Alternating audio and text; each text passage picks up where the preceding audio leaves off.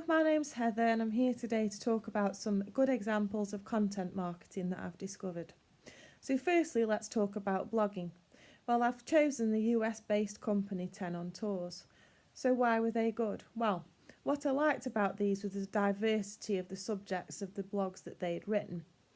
Following on from the demise of another travel operator, Tenon topically wrote about how you could identify a reputable travel company, and the blog also highlighted what Tenon were doing in order to help those that had been left in the lurch. Another blog was about how Tenon had actually expanded by opening another office in Dublin, and also one about some recognition that they'd received from being in the Inc. 5000 ranking. Other blogs contained helpful destination guides, a blog about the weather in the UK, one on how to survive an airport. So the point I'm making is that some travel blogs that I looked at were very interesting, but they were just about travel.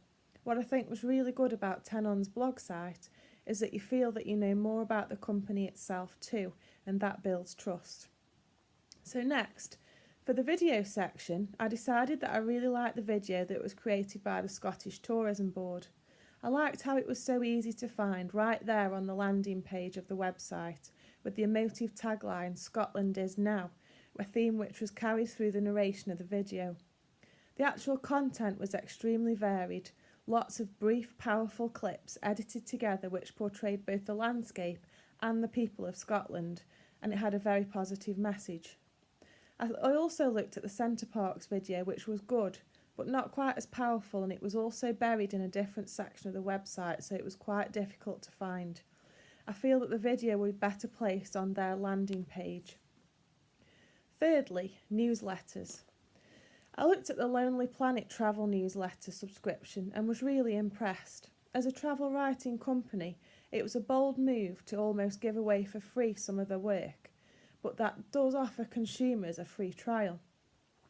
It's likely that anyone who is interested in travel would like to have regular newsletters delivered straight to their inbox if the content contained articles on travel and different destinations. What they can then also do is include some offers and adverts for paid services. It's also a very good way of capturing information about their audience and getting together a database of contacts that they can then use for other targeted email marketing.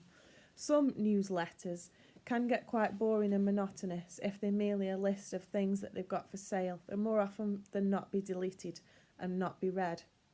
So the inclusion of non-sales based articles will give the company credulity and help it to increase its audience, the result of which could mean more sales of their books and subscriptions to its magazine. Lastly, we're going to think about podcasts. Now, podcasts are a good alternative to video in that they are cheaper and easier to create. They can be longer than a video, as people tend to download them and listen to them as they go about their life, either in the car or on the train, or perhaps while they're at work. Now, there are many travel podcasts available, but what I found was a lot were created by travellers, for travellers, and not to promote a business. Where these would work well for businesses is that if they got well-known podcast creators to use and then endorse their services as part of their podcast.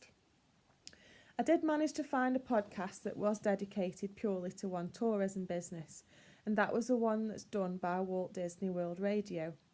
There are now over 500 of these podcasts, and they talk about all the things to do with visiting Disney World. They have special guests on, information about restaurants, etc. Anything that you might want to know about before you went to Disney World. One show regularly also contains a section where people can email in questions and they'll be answered on the podcast. So not only would this be useful to people wanting to visit Disney, but I also thought that if people kept up their subscription after their visit, then it would keep things fresh in their mind and probably motivate them to return. Thank you for listening. Goodbye.